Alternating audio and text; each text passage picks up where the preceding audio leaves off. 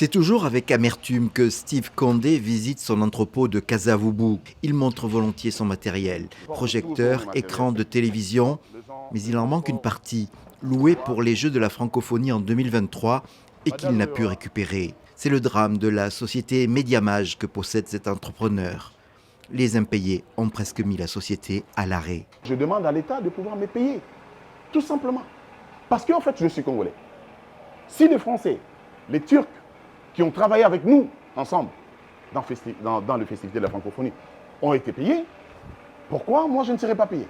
Je ne vais pas fermer mon entreprise telle que vous le voyez, juste parce que l'État est insolvable. Et Steve Condé de montrer les nombreuses relances, les lettres adressées au président de la République ou au Premier ministre pour expliquer sa situation. Steve Condé n'est pas seul, même le chanteur Ferrigola qui s'était produit pendant la cérémonie d'ouverture a dû longuement patienter. Et en février, un collectif d'entrepreneurs s'est manifesté.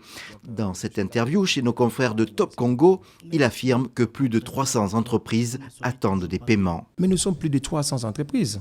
Cette initiative, c'était l'initiative du chef de l'État lui-même qui nous a demandé de nous mettre ensemble pour être une force.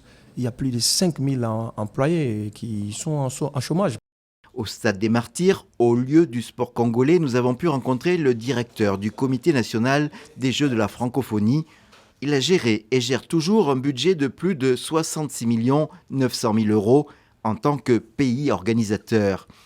Il reconnaît une certaine lenteur, mais reste rassurant. Les entreprises avec lesquelles on a fait affaire, il y en avait des entreprises au niveau national et au niveau international.